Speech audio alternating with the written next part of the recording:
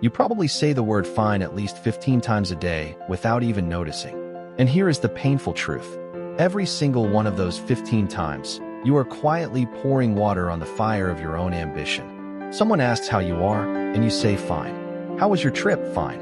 How is that dream coming along? Fine. How do you feel about waking up tomorrow and doing the exact same thing you did today? Fine.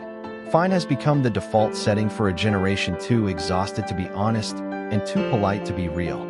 But here is what nobody warns you about. The word fine is not harmless. It is not neutral. It is a slow-acting sedative that convinces you that okay is good enough when deep down you know you are meant for more. Jeff Keller, in his book Attitude is Everything, dedicates an entire chapter to something we all do without thinking, answering the question, how are you? And his argument is so simple it almost hurts. Your automatic response to that tiny question is not just small talk. It is a daily vote for the direction of your life.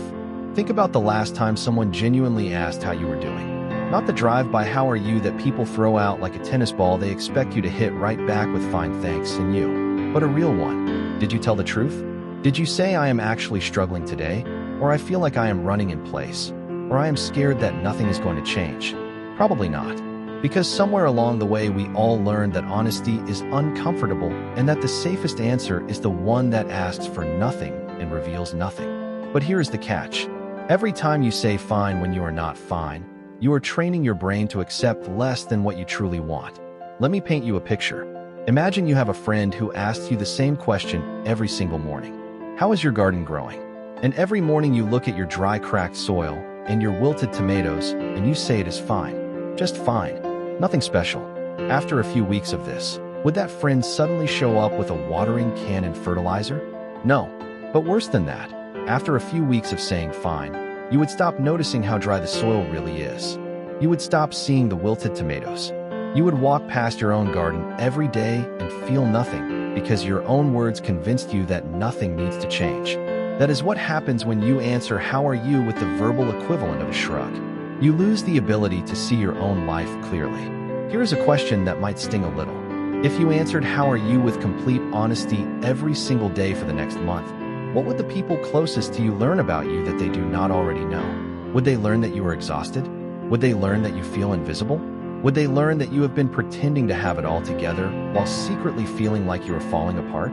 And here is the even harder question. If you would not say it to them, why are you saying it to yourself?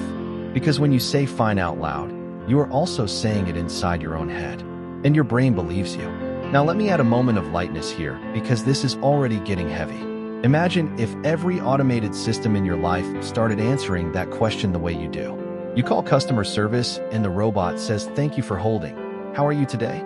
And the system answers for itself. Fine. Just fine. Same as yesterday. You ask your GPS how the traffic is, and it says it is fine. Nothing special. Just take whatever route. You ask your coffee machine how your morning brew is, and it says it is acceptable. You would fire all of them. You would scream at your GPS to give you real information. But somehow you let your own mouth lie to you every single day, and you call that being polite. It is funny in a sad way. We demand honesty from our technology, but we accept lies from ourselves. So what actually happens when you break the habit? There is a woman named Priya who attended one of Jeff Keller's seminars. She was stuck in a job she had outgrown 3 years earlier.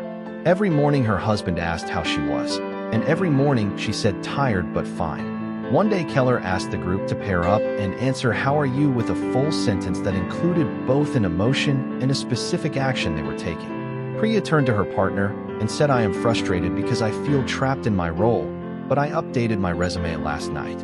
Her partner did not run away. Her partner leaned in and said, tell me more. That conversation led to a connection, then an interview, then a new job that paid more and actually used her skills. Nothing changed because she read a positive quote. Everything changed because she stopped hiding behind fine and let someone see her real struggle. That single moment of honesty rewired how she showed up in the world. Your words blaze a trail for your thoughts to follow. That is the principle from lesson 6 of the book. When you say I am fine, you build a smooth paved road straight to more of the same. When you say I am struggling but I am trying, you build a bumpy dirt road towards help and hope and maybe even change. The question how are you is not a trap. It is an invitation. And you have been declining that invitation for so long that you forgot you are allowed to say yes. Here is your one sentence action for today. The very next time someone asks how you are, do not say fine. Say this instead: honestly, I am feeling a little behind, but I took one small step forward this morning. That step could be making your bed, sending one email, drinking water before coffee, anything. Say that exact sentence out loud once and notice how different it feels in your mouth. The words will feel clumsy at first because you are not used to telling the truth. Do it anyway.